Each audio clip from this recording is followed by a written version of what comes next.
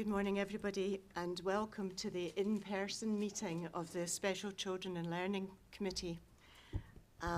Before I start, just a couple of things. One is that from page 55 onwards, that's just for context. It's not really discussion, so you probably didn't have any questions on that anyway. And the second one is, of course, a week past Friday, Burnside School suffered a lot of damage when part of its roof was dislodged. Thankfully, Friday and Monday were holidays for the children, so our staff just leapt into action, I have to say, and I want to thank certain people for doing that. Beth Reader, Neil Loudon and Dave Smith, because very quickly they got the children back into learning the following week, but by the following Monday they were all back in the school, which I think is a tremendous accolade to them. So thank you very much, and I hope that's passed on. I'd like to hand over to Kelly McIntosh to introduce this paper. Oh, sorry. Are there any apologies? No apologies, Convener. Thank you. Kelly. Oh, sorry, I haven't got this bit in front of me. Declarations of interest, statements of transparency. No. Right. Kelly McIntosh. Thank you, and it's lovely to see everybody today.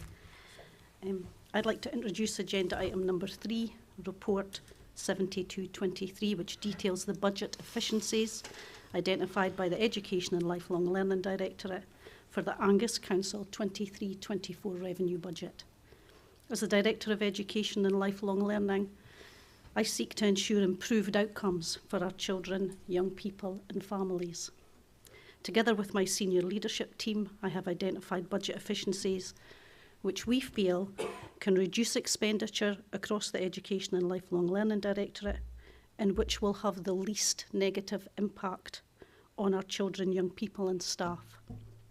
This report also lists indicative savings for 24-25 and 25-26. Further work will be required to identify how these targets may be met, and details will be provided as part of the budget setting process for those years. Thanks very much. Thank you, Kelly.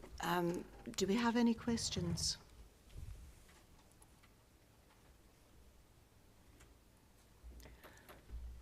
Are there any comments?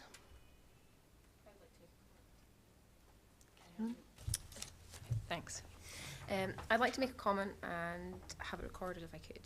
I find it very concerning reading the cuts to education. One area I find particularly concerning was the removal of specialist travelling teachers to primary schools, such as PE teachers, which will have a significant impact on our future generation.